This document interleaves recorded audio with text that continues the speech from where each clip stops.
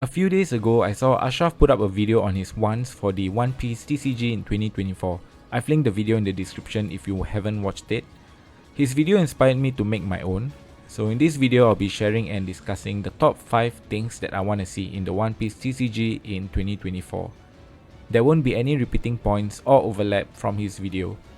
So starting off at number 5, we'll start with something small and simple.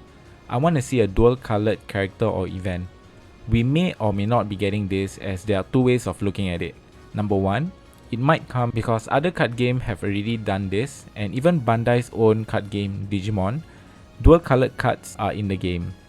On the other hand, because we have dual colored leaders, it might not come because it might have some color balancing issues and some colors might be getting too much support.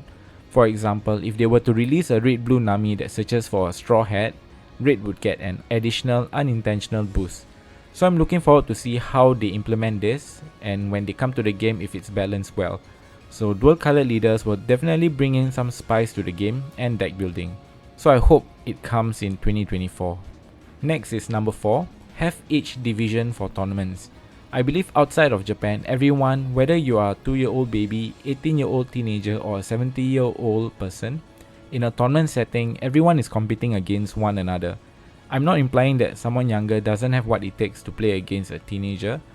What I'm saying is it would be better for them to play against someone within their age range. A good example for this would be the Pokemon TCG, where they have 3 age divisions, Junior, Seniors and Masters, where they compete amongst themselves. And then when they get past a certain age, they'll move up the division. So if implemented, this could attract more players to join, especially those of a younger age, and would even entice them to try playing competitively. Next is number 3. Number 3 is to have different formats for official tournaments like standard battles, flagship battles and even side events at big tournaments. As of right now, we have the 1v1, 3v3 and an 8-pack battle, aka the sealed draft format for official tournament. So imagine how interesting it would be if you can attend a flagship tournament where the format is a pauper format or a color lock tournament. This could attract even casuals to join and more people getting excited or interested in the game, as they wouldn't need to spend $69 getting a playset of Bossolinos. Now we are getting into spicy territory. Number 2, revising the requirement for World Championship tournaments. Here's a typical roadmap if you are planning to go to Worlds. We'll take it from Singapore's perspective, as that's where I'm from. To get to Worlds, you need to get either top 8 for your preliminary round for 1v1, or top 2 for the 3v3, or get first in the Bandai Card Fest. Then these top few players from each of these events will play it out again in the regional finals, and I believe only the top 4 from that event will be invited to the Asia final, where you play against other players from other countries in Asia, and you need to get top 3 or 4 to then finally be able to qualify for Worlds. So imagine only 4 players from the whole of Asia outside of Japan being able to attend Worlds. I get that we only want the best of the best to attend Worlds, but the hurdle these players have to jump through to get there is way too strict, especially for countries outside of Japan. A suggestion would be to have a point system where players have to accumulate a total number of points to be able to attend Worlds. Incentivize players to attend their flagship, standard battles and even attend tournaments overseas. Let's say for example, if you win a standard battle, you'll get 5 points and you need maybe 300 points to qualify for Worlds. Of course, the bigger the event, the more points you'll get depending on your final position. A TCG that does this really well would be again Pokemon TCG, where they have the points invite system.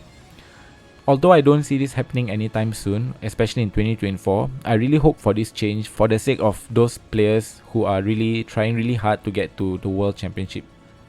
Finally, at number 1, as a content creator myself, I want the content creators to have the chance to work together with Bandai one way or another to help out with the game. Stuff like events for creators or even sponsorship opportunities. Other card games or other TCGs are already doing this. For example, the Pokemon Company, Bushiroad, and of course my favorite for now, Konami, has really done all of this. You often see the Pokemon Company and Konami reaching out to their content creators with products and even inviting them to the World Championship tournaments as press for content creation there, or even visiting their headquarters. Content creators are people who help create hype, excitement, bring awareness to the game, and even to a certain extent bring in more revenue for Bandai. So in short, content creators does free marketing for the company. I guess to summarize the last point, number 1 is for Bandai to acknowledge its content creators or having a content creator program. So here's the summary of my wants. If you've enjoyed this video, drop a like and consider subscribing to the channel. Let me know what you think of my wants for 2024 in the comments, and can also let me know what you want to see in 2024. Also follow me on Twitter for more One Piece TCG content. As always, thank you for watching. I'll see you in the next one.